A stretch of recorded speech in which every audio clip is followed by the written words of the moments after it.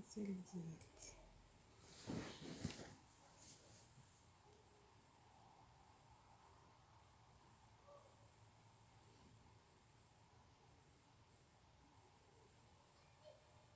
Salut, salut à tous.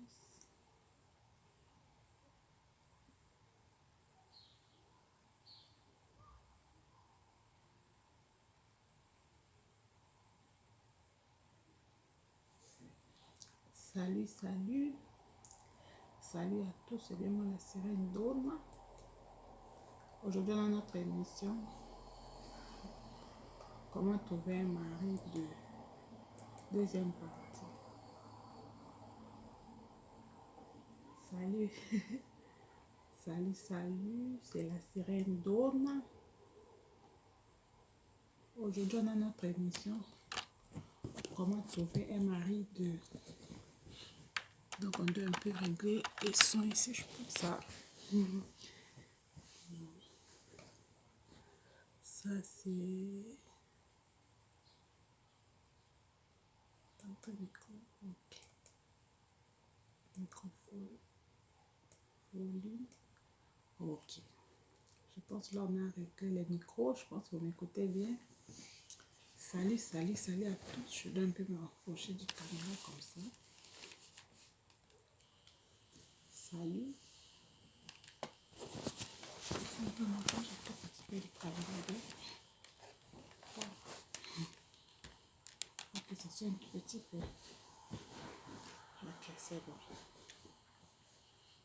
Vous me voyez bien? Je pense que oui, ok.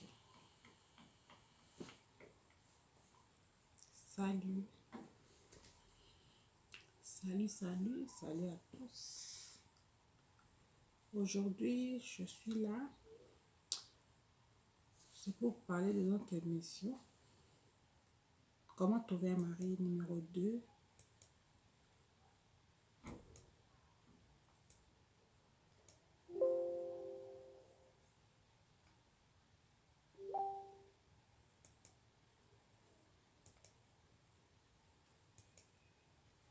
Salut, salut, salut à tous. C'est moi la sirène. Je suis là aujourd'hui pour l'émission, le mariage coach. Vous conseillez un peu comment trouver un mari. C'est pas facile, hein? Comment trouver un mari. Tu as 35, 33, 35, 40. Une femme, tu veux te marier, mais jusque-là, tu ne trouves pas un homme pour te marier. Et il faut bousculer les mariages par toi-même en tant que femme. Ça, ce n'est pas facile et j'essaie de donner des conseils, prodiguer des conseils pour que les femmes puissent trouver les maris. On essaye toujours, hein. Bon, je donne des techniques selon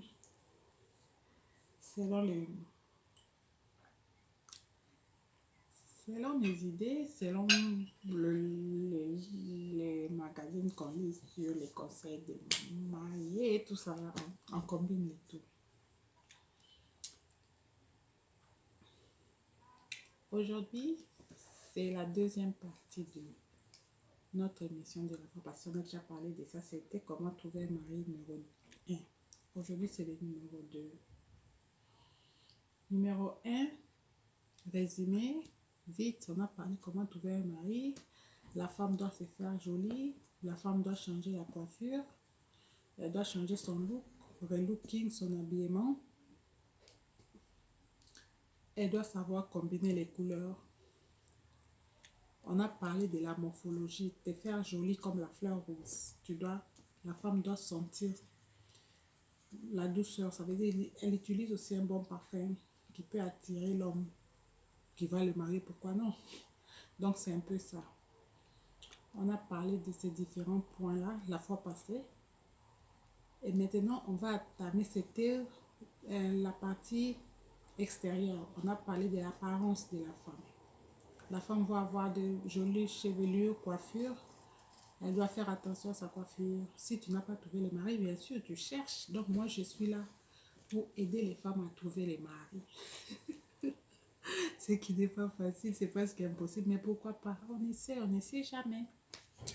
Donc, ensemble, on va commencer cette émission. Bon, je plonge directement le numéro 2. Le numéro 2, on était parti psychologie.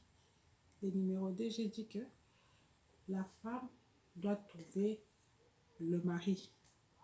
Elle n'a pas de mari, l'âge s'avance, nous les femmes ménopause, donc elle doit se marier. Elle a l'urgence de se marier, elle veut se marier. À un certain âge, on ne peut plus attendre. La femme a prié, Dieu donne-moi les maris, mais elle voit que jusqu'à 40 ans, Dieu n'a pas encore donné les maris. Donc elle ne sait pas, Dieu l'a oublié ou quoi. Dans ce cas, toi-même, lance-toi. Cherche par toi-même. Mais comment chercher?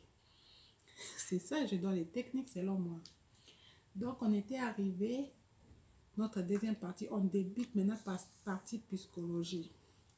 Voilà que la femme a 40 ans, 38, 37, 35, elle cherche un mari, elle a trouvé un copain, un amant. Maintenant, comment cet amant va devenir son mari à l'âge avancé? Ça, c'était un problème. C'est pas facile, mais moi, j'essaie d'imaginer. Je sais.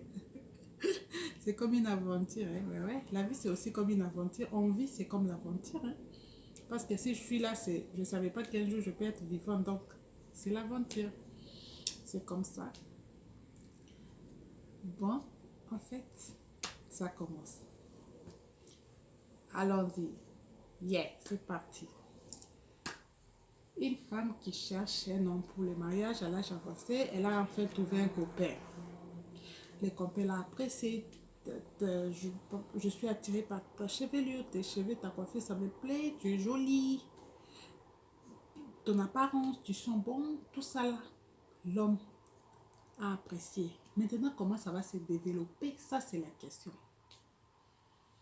Vous commencez les premiers rendez-vous peu à peu. L'homme va t'inviter au restaurant. Vous allez vous apprendre à connaître. Maintenant, qu'est-ce qui se passe au moment de vous connaître? C'est ça le problème. Comment l'homme va t'apprendre, toi? Comment toi, tu vas te présenter chez l'homme, l'homme va te présenter chez toi? Vous vous apprenez à vous connaître tous les deux. Parce que en vous, à cet apprentissage-là, tu veux connaître l'homme, l'homme veut te connaître. Hein? C'est là qu'aussi, c'est là que l'homme aussi peut rester avec toi ou l'homme peut aussi partir. Donc, c'est une étape pas facile. Hein? Donc, c'est ça. Ok. Maintenant, qu'est-ce qui se passe? Ce qui se passe, c'est que tu es là. Bon. Tu es là et j'essaie un peu de mettre comme ça, comme ça. Oh mon Dieu. Ok. Tu es là et maintenant, tu veux que l'homme te marie. Tu as un copain en face de toi. Maintenant, comment amener les copains qui va devenir ton mari, les copains qui va vouloir épouser une femme déjà avancée? Tu as 40 ans, 35, 37, 36, là où il y a des jeunes filles de 25 ans. Comment tu vas jouer les jeux en tant que femme? On dit nous sommes malignes, nous les femmes, mais à un certain moment, la malignité ne fonctionne plus comme telle. Parce que quand tu as l'âge avancé, 35, 37, 38, 40, désespoir, tu deviens un peu désespéré. On avait commencé les premiers pas, première partie, je vous ai montré comment faire joli, tout ça là, ça c'est parti. Maintenant, comment convaincre l'homme de devenir ton mari? Tu ne peux pas lui dire que épouse-moi, quelqu'un que tu connais seulement à peine 2 jours. Non. Vous allez prendre le temps pour vous connaître. Vous allez prendre votre temps, peu à peu des rendez-vous. Nous sommes numéro 1. Numéro 1, c'est le point exception. Fais-toi exception. Comment? Je m'explique. Quand le monsieur t'invite, dès le premier rencontre, vous allez vous rencontrer, je ne sais pas moi, où. La rencontre, vous rencontrez quelqu'un, on ne sait pas où on peut rencontrer un copain, ça vient subitement. Vous vous échangez des numéros. Et maintenant, qu'est-ce qui se passe? Vous devrez aller au restaurant, l'homme t'invite. Comment tu vas te comporter, toi, la femme? Ton premier rendez-vous avec le monsieur que tu penses, il sera ton futur mari. Comment tu vas te tenir? Est-ce, vas-tu être vrai? Tu vas le montrer vraiment personnalité comme tu es ou tu vas cacher ton habitude, ton comportement, tout ce que tu vas cacher ça dès les premières rencontres. Qu'est-ce que tu penses c'est bien? Moi, Sirène, je me montre que moi, Sirène, je suis comme ça. Ou bien moi, Sirène, je cache un peu mon habitude. On parle de l'exception. L'exception, on développe, c'est un point avec des différents sous-points. On a grandi, en Afrique, on nous a appris. Quand tu es devant un homme, il ne faut pas sourire chaque fois. Quand tu souris, l'homme va te voir, tu es comme légère. Donc l'homme va te voir, tu es une femme facile à avoir. Il ne faut pas sourire, il faut être frime. Il faut être une femme charisme. C'est ça qu'on nous a appris en grandissant. On a appris ça aussi chez les amis. C'est un peu la culture que la femme africaine, il ne faut pas sourire, rire, quelqu'un devant les hommes. Non, non. L'homme va te voir, tu es faible. Ça veut dire tout homme qui va te faire la cour, tu vas accepter. Il faut un peu freiner. Est-ce que c'est bon pour les hommes ou non? Moi, c'est vrai, je souris souvent. Ça, c'est inné. Je souris, je ne me rends pas compte. Je donne un exemple par moi-même pour que vous compreniez. Peut-être tu as quelque chose en toi que tu fais, c'est d'habitude. Comme moi, c'est sourire. Sourire, c'est pour moi inné. Vous voyez même mes photos, je souris, mes vidéos, je parle, je souris. Je suis née comme ça, donc je ne peux pas, je sais pas comment changer. Maintenant, les premiers rendez-vous, si c'est toi, par exemple, tu souris, une femme, tu as les premiers rendez-vous avec un copain, à l'âge de 35, 37, 38, 40, tu cherches un homme pour marier. Comment tu vas te comporter dès les premiers rendez-vous? Je parlais de l'exception. Comment tu vas faire cette exception-là? Comment? Tu pars, tu as rendez-vous par exemple 18 heures dans un bon restaurant. Les premiers jours de rencontre, tu ne sais pas s'il va te faire la cour ou non. Tout le monde connaît ça, je pense. Tu racontes un homme, mais tu n'as pas dit qu'il te fait la cour. Non, non. C'est connaissance simple. Je pense que ça commence comme ça. Il va te dire, tu es jolie, je t'ai vu, tu es charmante ou quoi, toi aussi, c'est gentil, tu es gentil. Mais ce n'est pas les relations amoureuses, non, non. Maintenant, tu vas y faire cette amitié que ça devienne une relation amoureuse. C'est pas facile. En plus, à l'âge avancé, donc on parle du mariage. On ne parle pas du copinage, non. On parle du mariage. Maintenant, on continue.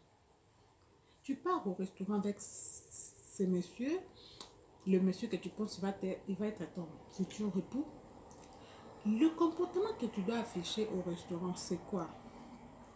Allons-y directement. Ça, c'est le premier contact. La première fois, c'était accidentel. Tu n'étais pas planifié peut-être la journée de rencontrer quelqu'un, comme lui, le monsieur là.